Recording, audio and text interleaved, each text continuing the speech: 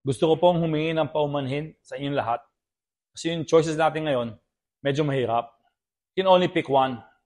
Is it going to be Mang Tomas all-purpose salsa? Or is it going to be banana ketchup? Pahirapan yung decision, di ba?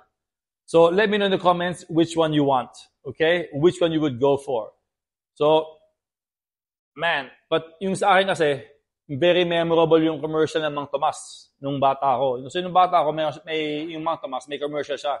Gamit nila yung music ni MacGyver. Ibig sabihin, na all around salsa, pag may kanin, tsaka pritong itlog, solved na yung ulam, di ba? Ito na yung ulam nyo.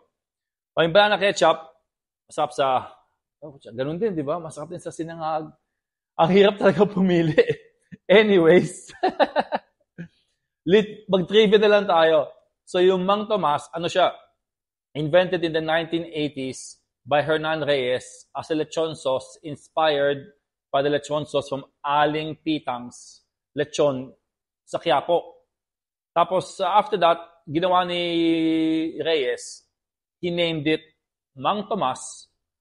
Tapos binenta niya sa sa Southeast Asia Food noong 1991.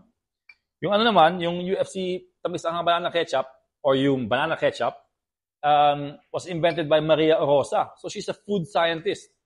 And this was invented sa World War II kasi may tomato shortage. So ginawa nila, ang dami-daming saging sa Pilipinas nun. So ginawa nila saging, suka, asin, tapos red coloring to make it look like ketchup.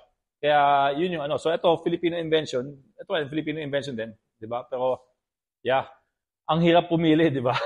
Kasi kung sinangag, masarap din yung lechon, masarap yung Mang Tomas. Pag sinangag, masarap din yung banana ketchup, di ba? So anyways, let me know in the comments which one you would go for, okay? Thank you. Bye.